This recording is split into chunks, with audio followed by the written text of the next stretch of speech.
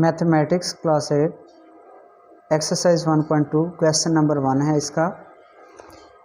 Identify the properties of real number used in the following. Question number 1 जो है इसमें 11 + 0 is equal to 11, ये additive identity है। अब एडिटिव आइडेंटिटी क्या होती है या एसोसिएटिव और दीगर जो भी इस एक्सरसाइज के अंदर प्रॉपर्टीज़ यूज़ हुई हैं उनके बारे में पहले हम तफसील से पढ़ेंगे ताकि क्वेश्चन आपको इजीली समझ आ सके। ये वो क्वेश्चन है जो मोस्टली टीचर स्किप करवा देते हैं इस वजह से कि ये इतना इम्पोर्टेंट नहीं है। वो इसलिए नहीं स्किप करवाते कि ये इम्पोर्टेंट नहीं है, वो इसलिए स्किप करवाते हैं कि ये बहुत ज़्यादा कन्फ्यूजिंग है। तो मेरे नज़दीक ये कन्फ्यूजिंग बिल्कुल भी नहीं है।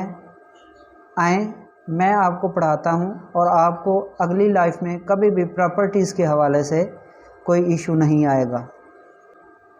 पहले हम ये प्रॉपर्टीज़ लर्न करेंगे with respect to the addition. Addition के लिहाज से हम प्रॉपर्टीज़ को पढ़ेंगे। जब भी कोई क्वेश्चन होता है तो उनका आपस में कोई ना कोई रिलेशन पाया जाता है। अब 2 + 4 इज़ इक्वल टू 6। अब जब भी दो रियल नंबर, वो चाहे नेगेटिव हैं चाहे पॉजिटिव हैं, आप उनको ऐड या सबट्रैक्ट करेंगे तो उनका कोई ना कोई आंसर आएगा, वो भी रियल नंबर ही होगा, वो गिनती में से ही होगा, उसके अलावा नहीं होगा। तो ऐसे दो डिजिट जिनको हम आपस में ऐड करें और उनका जो आंसर है वो भी रियल नंबर ही हो, एक डिजिट आ जाए तो वो क्लोजर प्रॉपर्टी होती है। अगर दो डिजिट 2 + 4 इज़ इक्वल टू 4 + 2, अब देखें दोनों सेम हैं। अब 2 और 4 को ऐड करेंगे तो हमारे पास 6 आएगा, 4 और 2 को ऐड करेंगे तो फिर भी हमारे पास 6 ही आएगा। अब ये commutative property with respect to addition है। कम्यूटेटिव प्रॉपर्टी क्या है कि जब दो रियल नंबर्स आपस में इस तरह ऐड हों कि अगर उनकी प्लेस चेंज भी कर दी जाए तो वो आपस में इक्वल ही हों, तो वो कम्यूटेटिव प्रॉपर्टी होती है। कम्यूटेटिव मीन दो, ये आपने हमेशा मेमोराइज़ करना है कि जब दो डिजिट उनकी प्लेस चेंज करके भी ऑपरेशन करें तो सेम ही रहे। और बिल्कुल इसी तरह एसोसिएटिव में 3 होते हैं। अब इन 3 डिजिट्स को क्या करना है, बस इनकी प्लेस चेंज करनी है। पहले हमने फर्स्ट 2 को इन ब्रैकेट किया तो डमेस रूल के मुताबिक पहले ब्रैकेट को सॉल्व करते हैं। 2 + 3 5 + 4 9 आता है। इसी तरह 4 + 3 7 + 2 ये भी 9 आता है। बस अपने वही डिजिट्स हैं हमारे और उनकी प्लेस चेंज करके ऑपरेशन ब्रैकेट वाला हम पहले करते हैं तो क्वेश्चन का जो आंसर है हमारा सेम ही रहता है। तो ऐसी प्रॉपर्टी एसोसिएटिव होती है। अगली प्रॉपर्टी जो है वो एडिटिव इन्वर्स है। एडिटिव इन्वर्स के बारे में आपने याद रखना है कि आपने आंसर इसका 0 करना है। कोई भी डिजिट हो उसका आंसर 0 के लिए करने के लिए आप क्या करेंगे, अगर आपके पास 2 है तो इसमें क्या ऐड करेंगे आप, -2, फिर जो है आपका आंसर क्या हो जाएगा, 0 हो जाएगा। 2 में से 2 + -2 करेंगे तो आपका आंसर 0 हो जाएगा। एडिटिव इन्वर्स जब भी दो डिजिट एक जैसे मुख्तलिफ साइंस के साथ इकट्ठे होंगे और आंसर 0 आ रहा होगा तो वो आपका एडिटिव इन्वर्स होगा।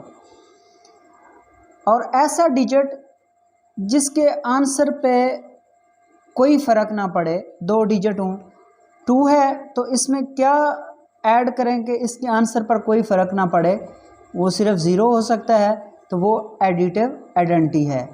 एडिटिव इन्वर्स में जवाब 0 होता है। एडिटिव आइडेंटिटी में उस डिजिट पर कोई असरअंदाज नहीं होता।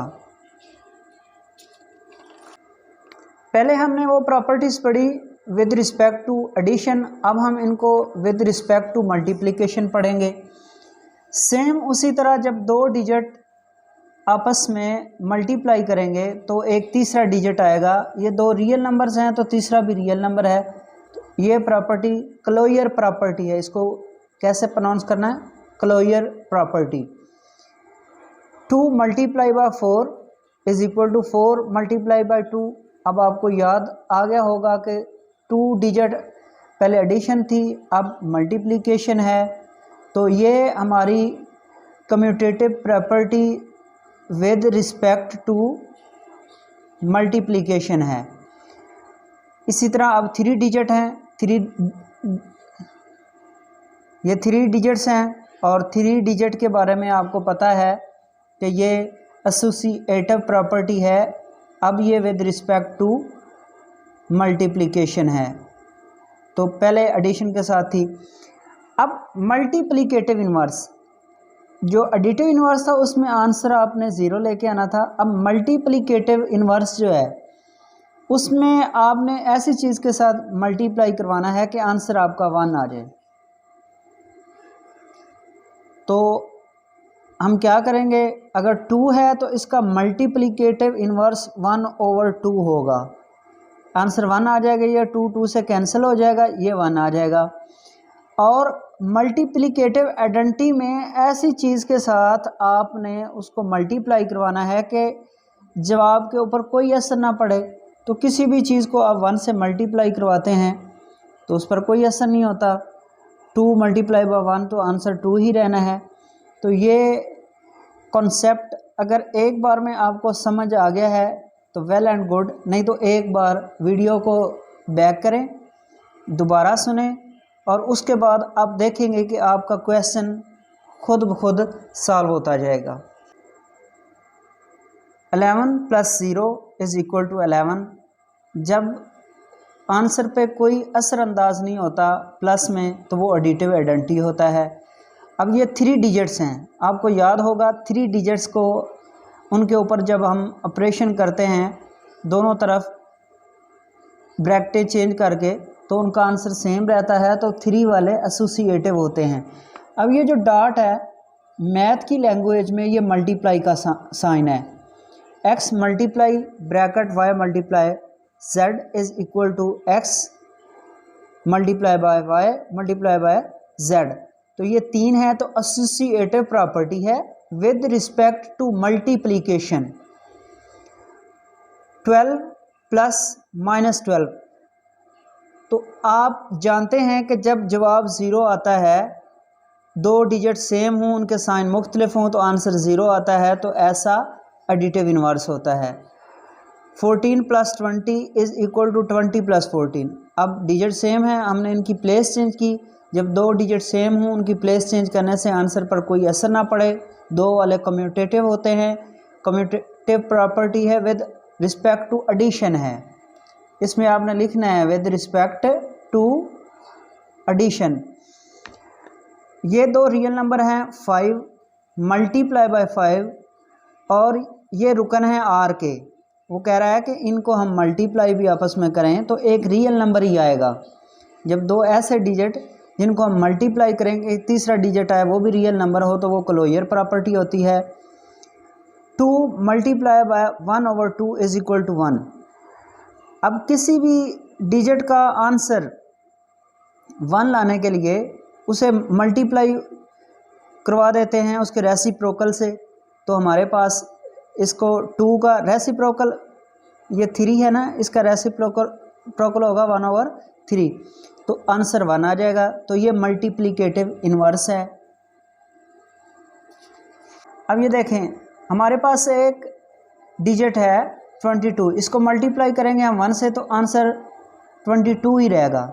और जब मल्टीप्लाई ऐसे डिजिट से करवाएं कि आंसर सेम रहे तो वो मल्टीप्लिकेटिव आइडेंटिटी होता है। -6/10 मल्टीप्लाई बाय -10/6 = 1। हम जब किसी का आंसर 1 लाते हैं उसको मल्टीप्लाई करके तो वो मल्टीप्लिकेटिव इन्वर्स होता है। अब ये 1, 2 और 3 ये 3 डिजिट हैं। 3 डिजिट के बारे में आपको पता है कि वो एसोसिएटिव प्रॉपर्टी होती है और इसमें एडिशन का साइन है, तो ये associative property with respect to addition है। अब -3 + 23 + 48 इज़ इक्वल टू -3 + 23 + 48। अब देखें ये हमारे पास 1 2 3 डिजिट है, 3 डिजिट वाली एसोसिएटिव प्रॉपर्टी होती है और ये विद रिस्पेक्ट टू एडिशन है। 89 मल्टीप्लाई बाय 1, कोई ऐसा डिजिट उसे ऐसे डिजिट से हम मल्टीप्लाई करें कि उस पर कोई असर ना पड़े तो वो मल्टीप्लिकेटिव आइडेंटिटी होती है, यानी कि ज़रब खाने से भी अपनी आइडेंटिटी चेंज नहीं करता। 12 multiply by 46 is equal to 46 multiply by 12। अब देखें ये 2 डिजिट हैं, 2 डिजिट की जो प्रॉपर्टी होती है वो कम्यूटेटिव प्रॉपर्टी है और विद रिस्पेक्ट टू मल्टीप्लिकेशन है। 27 + 0 √27 + 0 इज़ इक्वल टू 27। अब देखें 0 ऐड करने से किसी भी डिजिट में उस पर कोई असर नहीं होता, उसकी आइडेंटिटी चेंज नहीं होती, तो ये एडिटिव आइडेंटिटी है। x multiply by Y is equal to Y multiply by 6। ये कितने डिजिट हैं? 2 डिजिट। 2 डिजिट कम्यूटेटिव प्रॉपर्टी होती है और ये आपस में मल्टीप्लाई कर रहे हैं, तो ये commutative property with respect to multiplication है। पाई, ये हमने पहले भी पढ़ा है, तो ये साइन है पाई का।